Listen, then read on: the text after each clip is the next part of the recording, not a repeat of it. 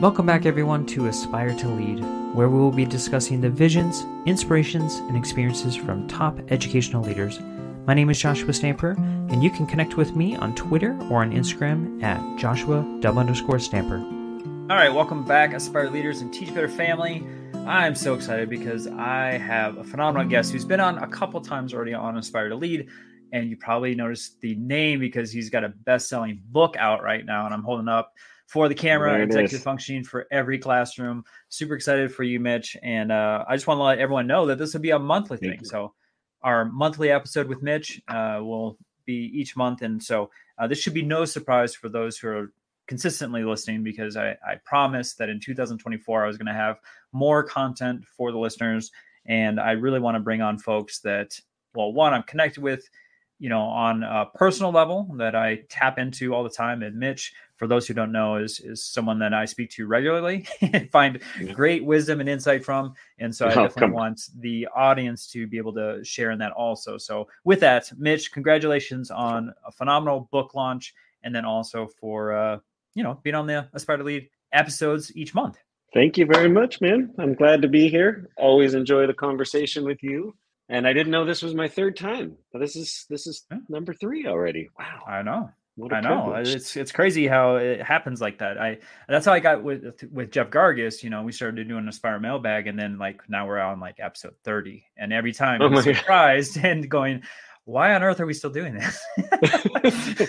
But we'll get to 30. Things, I'm excited. Yeah, we'll get to 30. Yeah, but it gives us an opportunity to not only hang out, but then also to share some phenomenal things. So this conversation in this episode, I really want to do a check-in with you, Mitch, just as our first one, just to say, hey, what is going on with the book? But then also I heard some exciting news that schools are now doing a book study on this phenomenal resource. Yeah, man, it's been a wild month. It's been a crazy 2 years just in the making. And then you've had this experience with your first book. And soon, just so you know, we'll talk about that maybe next episode. Yeah. Another book coming up, but this idea of, I want to write this, or I've committed to writing it, maybe is another way to say it. I signed with Corwin and kind of went, okay, but it put these deadlines on the calendar, which were actually really helpful for me.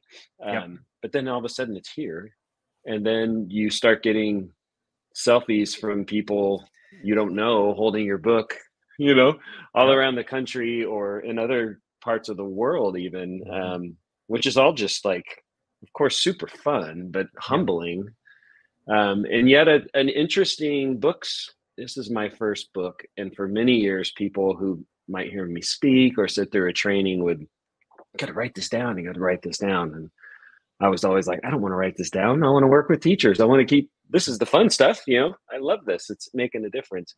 It's just a really interesting vehicle to spread the message. And for me, it's really based on these strategies for teaching executive functions, and to see that it's bringing, smiles and value to educators everywhere it's just humbling and super fun, and a fun creative challenge too. How do you get the word out and continue to get the word out in a very authentic and meaningful way, as opposed to some cheesy, salesy approach that nobody in education wants to hear, right? Right. And the one of those, I guess, opportunities you might call it, or things that have evolved, is this idea of book studies with districts or even we have a fun one happening at a county level with, again, people I don't know. Some are schools and districts that work with Organized Binder, and they're using it as a spring or summer read. And then we're scheduling live follow-ups. One that actually we just scheduled for Arizona, which will be live in person. I'm going to travel to Arizona. I'm based in California. And we're going to do the book study, and the check-in will be 3 hours together, which will just be really fun, Most of them we're doing it via Zoom just to make it easier on the district or the school. Those are, again, fun things that I didn't necessarily anticipate. So let's talk about this, because I've experienced this too with Aspire to Lead. Is folks will either tweet out something about the book, or they'll have some response about what was written, and then sometimes I'm like, oh yeah, I did write about that. oh yeah, did I write that? I have to go back and kind of look at what was written, because the process is so long that sometimes by the time it goes to publish, it gets in folks' hands, it's very, there's a lot of time in between when it was written to when, Right. it's actually in the hands of educators, throughout the country and around the world. So I'm curious if you've had that happen, and what were some things that maybe surprised you as far as the response from educators that are reading it? Yeah, even in the last month, I've had that happen. Mm-hmm. And it's funny because I'm like, hey, that's pretty good. I Did did I write write that, that? right? I mean, I believe it. I hear it. And I'm like, I didn't say that. I'm proud of myself right now. Yeah. The first one came from a good friend, Becky Carlson. She's in the UK. She has a organization that's phenomenal. Check it out, everybody, called Learning Pioneers. And it's literally a global community of teachers. It's very teacher focused. And one thing that I say in the book is that I believe I refer to a classroom as a learning community a Yeah. lot, because I really believe that, as opposed to this is a class. No, this is a community. Let's approach this that way. And a community, a learning community, is the sum of all of its parts. And if one of those parts is absent or truant, routinely absent, like that influences the community. And so I Mm-hmm. always, the kind of one of the stories I tell in the book is, even if let's just be honest, there are some days if a certain student might be absent, you're like, I'm not going to have to manage this and this and this, right? We've probably all had that experience. But I made a point that every time any student was absent, I was a teacher, always stood at the door, saying hi, high-fiving kids. But I'd make a point to say, like, we missed you. Like, Yeah.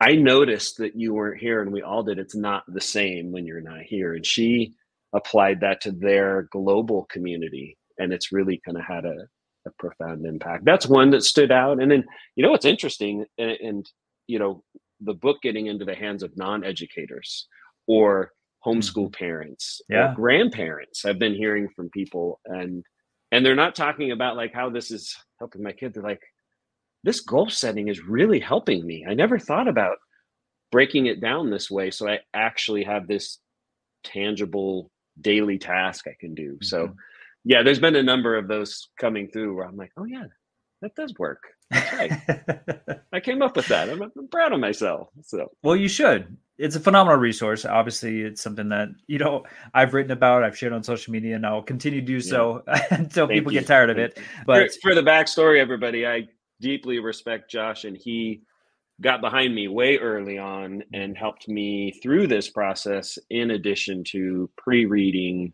the book. And we're all yeah, very busy. Imagine just saying, hey, do you have some time in the next 2 or 3 weeks to read a draft copy and send me an endorsement? And he did. So yeah. grateful for you, my friend. That meant the world to me. I don't do that for everyone, Mitch, but I know. I I definitely know. did for you because I believe in what you do. That's why I love having you on the podcast. I'm thinking, and maybe this vision will change, but just to have you on, talking about different things, different strategies that you believe in and are passionate. And one of those, I love the subtitle of your book, which is creating safe and predictable learning environments. So I'm wondering if maybe, with the short time that we have together, if given a couple nuggets for those who are trying to create that, learning environment. You touched on it a little bit already with, Mm-hmm. having that communal space. And I love the idea of, when a student's absent, just making note of that verbally Right. and stating like, you are an important piece to this classroom and you were missed. I can't imagine any human being that would think poorly on that comment. I think that would make anyone feel phenomenal and would want Right. them to be back in that space where they are valued and feel like they belong. So I think that component in itself does help Mm-hmm. create a wonderful No community doubt. and probably the safety to that too. But I didn't know if there's additional nuggets that you may provide, Definitely. during our bonus episode today. Yeah, definitely more to it. Let's be clear that I think that's very important and has a profound human. I mean, when you boil everything down in education, this is my belief. At its base, at its root, it's human to human endeavor. It's Yep. just humans interacting. And humans want to belong. We want to have a community. We want to have a tribe. We want to have a place where we're missed. And for students that don't experience that outside of school routinely, to feel that way, even when you're maybe being a little stinker and maybe you're dysregulated and maybe the language of your behavior is hard to manage at times in a classroom setting, you still want to be missed. Yeah. And when someone really communicates that, it actually can help reduce management issues. And not to say all of this is about students who are displaying off task or behavior that's challenging to manage. So I do believe in that, like being seen, being cared for, and a lot through the book, I weave ways and strategies for taking that steps further. But let's be also clear that that's not the end all be all. Yep. That's important. But if your classroom environment, your school environment is chaotic, you're it's not going to be feeling safe. So what the premise that I bring in the book, kind of the thesis, is that it's really about environment. And that's why, what I teach is not a curriculum. It's not something that a content or a lesson that teachers have to deliver or be experts at. Yeah. Because the truth is we're hired to teach content, either grade level or subject area content. And we don't have enough time to do that in the first place. So even if it's this wonderful content and curriculum that I want my students to become more efficient with and develop these executive functions, it won't work primarily because I have this time crunch, and it may not be kind of my zone of genius. So where I come in with the book, with the thesis, is really saying the more predictable a learning environment, the safer it's going to feel. And that's also true of students whose lives outside of school maybe are not predictable, maybe skew towards chaotic, right? And so if I can consistently shape that environment to feel safer. And I believe that this is kind of how I roll with it, is by establishing a predictable learning routine, ideally shared with your colleagues, that whole collective teacher efficacy thing. Maybe we'll talk about that next time. Sure. But even the individual teacher, if I establish this routine and I stick to it, it's just more predictable. And all I mean by that is how we begin, how we transition, maybe where we put our stuff, how we conclude, like that rhythm, what the Waldorf community calls the routine and rhythm of the day. It's just predictable to the point where I don't even have to think about it. I just know that this is what I need to do. I can be held, and I spend a lot of time on this book. Now I have the opportunity to hold you accountable for engaging in that routine. There's practice with self-regulation. Do I engage? Do I not? There's all kinds of things that are happening, but the more predictable the learning environment, the safer it feels. And if by virtue, this is the thesis of the whole book now, I would say, if by virtue of participating in that daily routine, I get practice with these executive functioning skills, and I see them modeled because the teacher has a class sample, it starts to become like this win-win-win-win-win scenario, because students are wanting to be there. They're feeling cared for and valued. It feels safer. And let's all remember, Josh, that inherent to learning is risk-taking and failure. That's just part of the deal. You're going to try it and you're going to not get it. The safer I feel, the more likely I am to take those risks inherent to learning.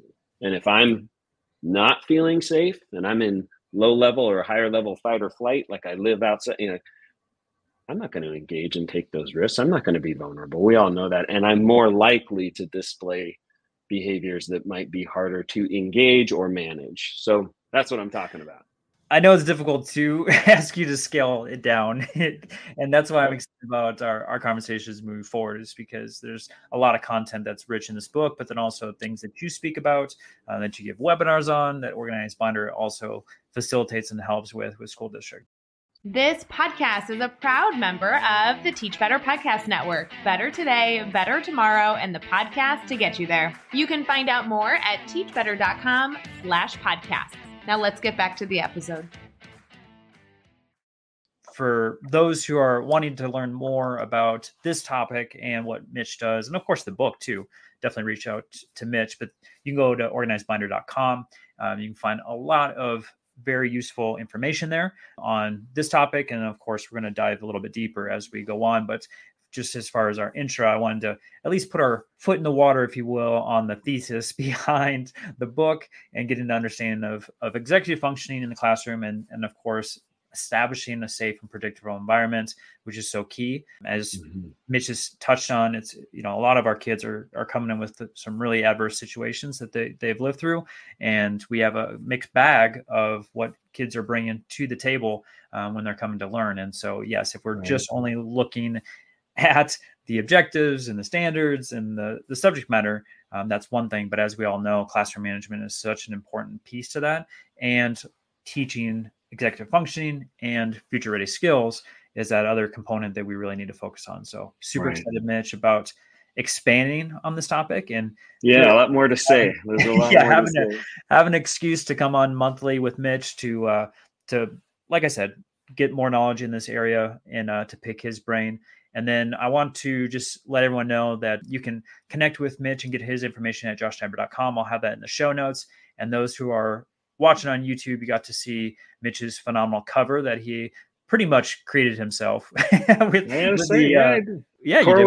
cleaned it up a little bit, but I cleaned it up. You got to see that book. I'll throw it up on the screen one more time for everyone.